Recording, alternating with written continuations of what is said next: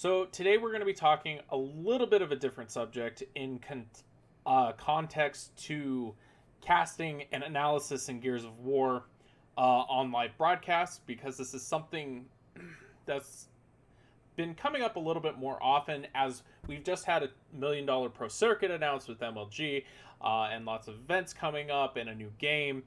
The way that things have been done in the past, we can't keep doing them the way that we have. We can't have the same minimal work ethic that we've had going from Gears UE into Gears 4 and beyond. Uh, I'm going to highlight myself and my mistakes. I don't believe in calling out other people at this point because there's no point in it. I believe in holding myself accountable. I believe that I hold myself to a high standard of, if I screw up on something, someone should tell me about it and I should fix it. Looking over my past broadcasts for the two events that I've done Hype Winter Brawl 9 and Hype 4. Winter Brawl 9 was my first live broadcast, and I was just getting back into the scene. I had taken a year off. I had done some analysis work and side casting for tournaments for GearsCon, but I had not been in a live casting position, and I was given the opportunity by Jason Barbosa, who I'm eternally grateful for giving me the platform. My casting has never been my strong suit. I've always been more of an analyst, and I've always said that across the board. I am not the strongest play-by-play caster, and I understand that. I'm much better at breaking down metagame and transitions and what a player's doing. I'm very more analytical. I can do play-by-play if it comes to it. It's not that hard of a transition. Usually I've been okay at it. I just haven't excelled there. I wouldn't say that I'm an expert even in analyst perspectives. I wouldn't even compare myself to anybody who spends the time and is getting paid to do these scenes. I've only been able to do this within the amount of free time that I have working a full-time job and things like that. My casting at Winter Brawl 9, I did about 18 hours on broadcast. I had different people with me, different partnerships. I got a different feeling for things. There were times where I was more in a driver's seat position, or I was kind of like a co-caster playing backup and doing color casting. It really depends. My first event, I thought I did very well. I went back and to listen to what I could. My major weaknesses is just recognizing players and recognizing the play and feeling off my co-casters. My best synergy, I think, was with Blaze. I loved doing it. I did cast with John, Fallout on a couple of things, and I think I did one with Fatal Strike and Deface. So I did have the opportunity to cast with multiple different parties and get different avenues of feelings.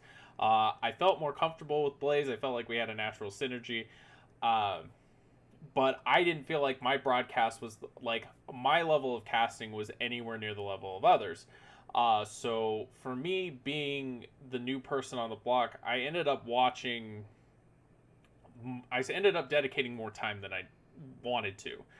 You want to put in time to watch yourself grow as a caster, but you don't want it to consume your life when it's not a paid position, when it's giving up your free time and you're making sacrifices, when you're not, it's not the most rewarding thing, but you love doing it.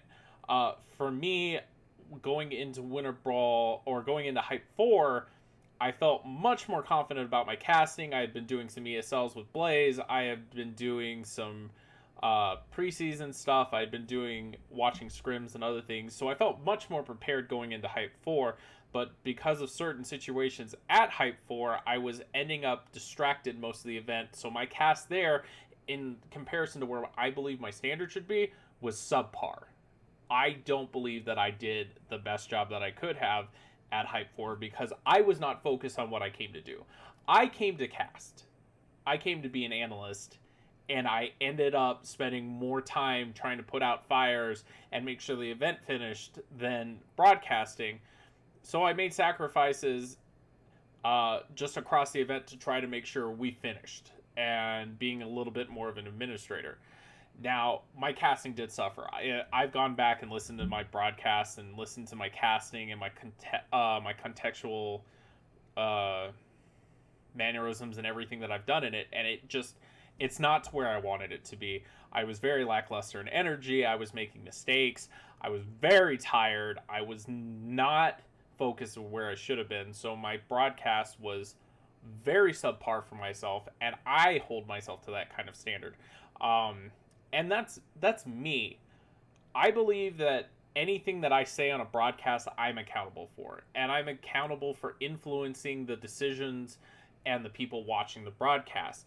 If I say someone's the best player, there needs to be either evidence or some kind of backing for that, so that there's an argument. It's based on my opinion, not just I'm saying something to say something.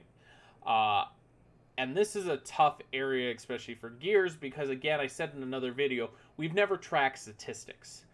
We've never gone out of our way to contextually say who the best player is. We've never tracked things like that.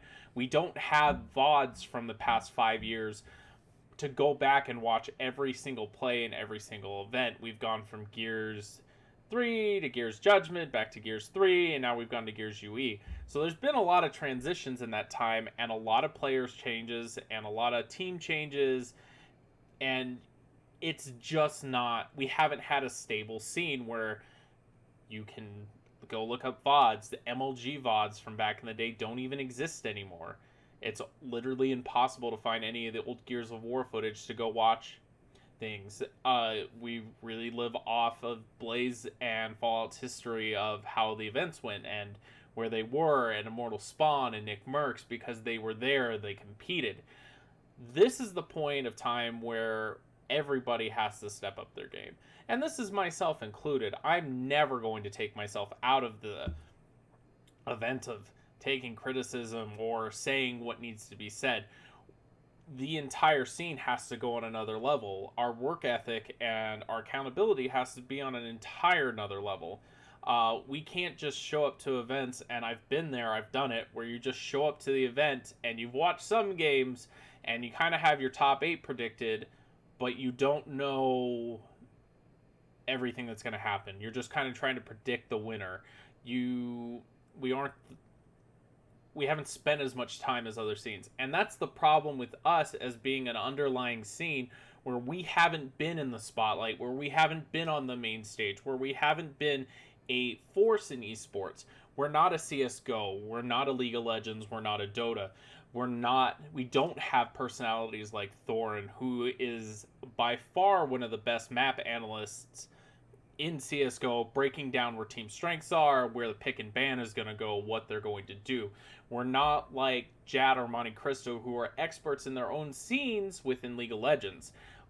It's really hard we don't have any experts. We don't have anybody who's a master in their craft, who's dedicated their time to understanding Gears of War at the most minute detail and understanding what players are going to do in any situation. We can make an interpretation off the gameplay that's happening, but because of certain limitations within the games, we're not able to give out the best information. And sometimes we have to make up storylines, or we have to find other things, and storylines are missed. And it's not always the most ideal thing. We're not able to go in and, like League of Legends, and just go watch scrims. We're not able to just go in and watch players. Yes, they stream, but one point of view doesn't really give you the contextual basis to make arguments on how good a team is and what they do on certain maps. We're going to make mistakes. We're not going to be perfect, but we always have to be looking to improve where we are, especially when we're giving an opportunity to go forward. Now, I'm just going to talk about my work ethic. I've watched so much UE since I've decided that I want to be a full-time caster, and I wanted to have statistics to look at.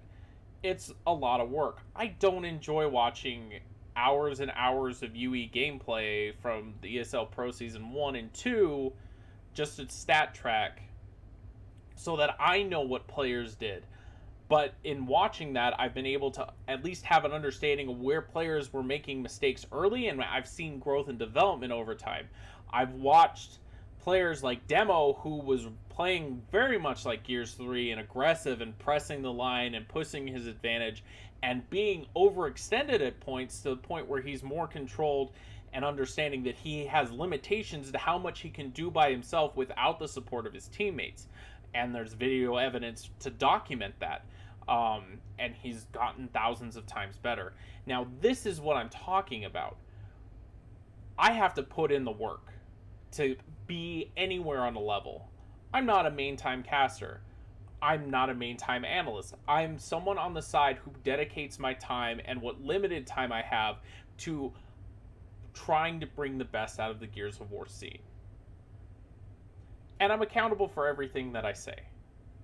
I'm not perfect. I am not going to hold myself to this standard and saying I'm better than X, Y, and Z. I have lots of improvement to do, but I know what work ethic I can do. I understood Blitz. I went through and wanted to figure out the game type, and I figured out all the hill rotations, checked out all the maps, saw what was possible, tried to argue a competitive point just so that we didn't have to have execution the whole time. The problem was that the maps contextually don't work for other game modes. It's the problem with the map design. They were not designed for respawn game types. But I did my best. I went through, I talked to them, I was talked to by the developers about how to improve the game mode, what hills would work, what things would make the playlist better. It had ended up being a much more enjoyable game mode later on because the hill changes happened. But at the same time, it's not easy. It took a lot of time. It took a lot of dedication just so that I could understand something to try to be an expert at it. The same thing is going to go for Escalation. I'm going to put in a ton of work to understand the ins and outs of the meta, setups, who's doing what, how they're doing it, what procedures that they're doing. But at the same time, I may not be the best at that point. There may be other casters across the world that are going to be doing better. But it requires work and investment, and it's something across the scene that I hope other casters listen to this and understand. I think we all have to put in more work. We all have to learn this new spectator mode. We all have to learn all the new weapon balances. We all have to learn where fights are going to happen, and knowledge and weapon placement and balance across everything in the game. We have to work on this as a whole community because now we're accountable to all the new viewers that are going to be coming in. There's tons of new people who have no idea. Many people may have never watched Gears of War eSports before, and they have no idea what they're walking into. And if a caster's saying someone's the best player in the world, then we better have some evidence, or we better be able to back it up, or someone in the community better be able to back it up. We have to raise our standard of excellence in how we've done things and just realize that the way we've been doing things has been lackluster and not okay. We've shown up after having fun and we've done lackluster casts and we've lost our voice and kept pushing through it, and we've shown the dedication and we've been there for all the events, but more's required. And that's what I want to get out of this, guys. I'm not saying that we're going to be perfect in any sense. But we also have to put in a hell of a lot more work like the players do. I want new casters to put in the amount of work so that they get the opportunities that they deserve. I don't want to be on the desk all the time. I think that new people are going to come up through the scene and that they should be given the opportunities. But we're also all required to be putting in just as much work if we want the same opportunities. With that being said, guys, I'm Waldo. This is a little bit different geared perspectives from me just on the work ethic and the accountability of the casters all around, myself included. Please like and subscribe. I'll be making more video content here shortly. I appreciate everything that you guys do, and I do read all the comments and I try to respond as much as I can. I do this in my free time because I love doing this. I've been a part of Gears of War for 10 years, and this is something that I enjoy doing, and I'm going to continue to do just because it's what I love to do. So I hope you guys appreciate that. With that being said, that's the end of this video, and I'll talk to you guys later.